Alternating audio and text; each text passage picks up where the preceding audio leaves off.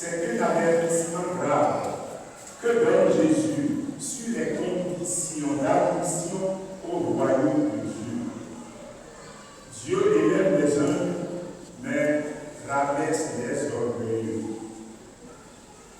Alors que les pharisiens vaniteux qui reçoivent Jésus s'arrogent à la préséance et n'invitent que les leurs qui leur ressemblent, Jésus renverse les valeurs, plus de prudence et d'humilité que d'orgueil.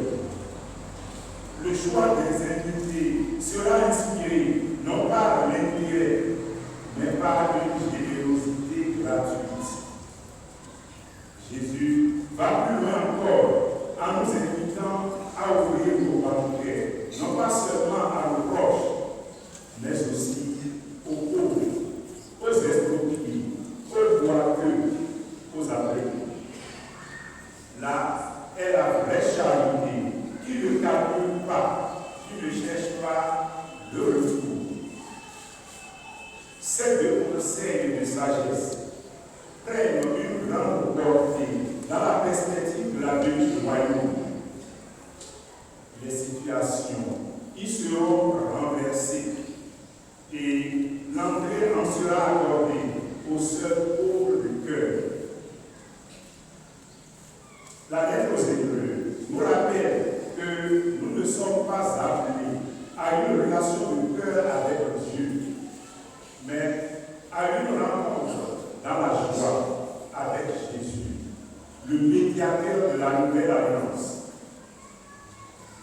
Or, Jésus lui-même, le modèle parfait d'humilité, lui qui est Seigneur et Maître, qui s'est fait serviteur, qui s'est abaissé jusqu'à la croix.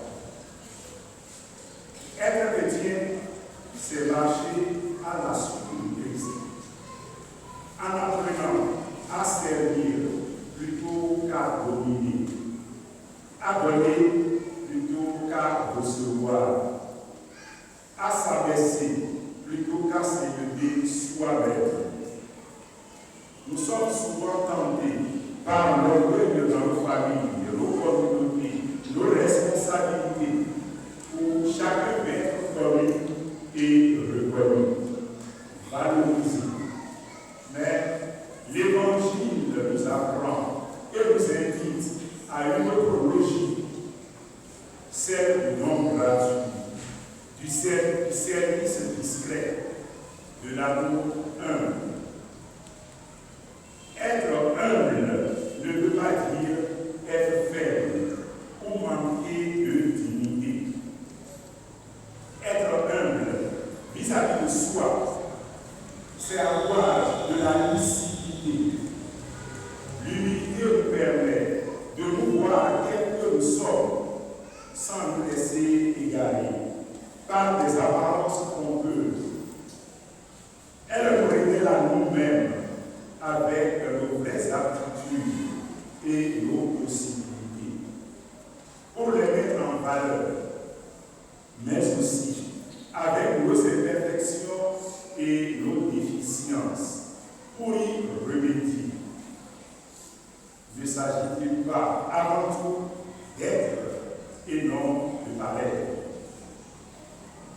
Être humble vis-à-vis des autres, c'est la compréhension, c'est l'accueil, c'est le service.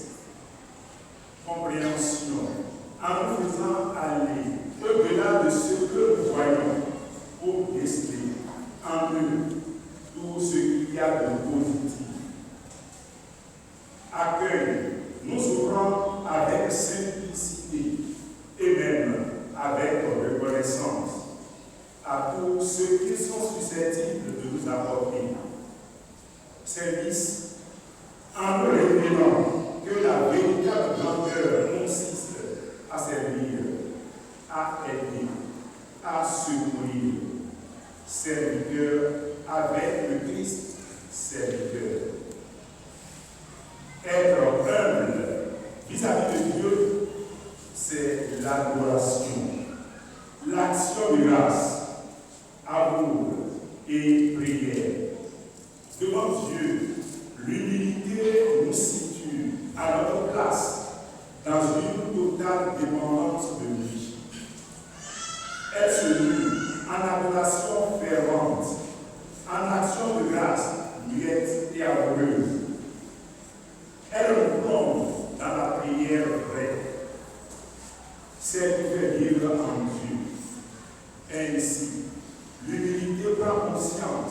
de sa pauvreté foncière, qui en fait est sa plus grande richesse. Frères et sœurs, demandons au Seigneur la grâce de l'humilité véritable, qu'il nous aide à choisir la dernière place, à servir avec joie, à ouvrir nos cœurs et nos maisons à ceux qui ne peuvent rien nous rendre en retour. Alors, nous expérimenterons la vraie bénédiction, celle que Dieu réserve aux humbles et aux petits. Amen.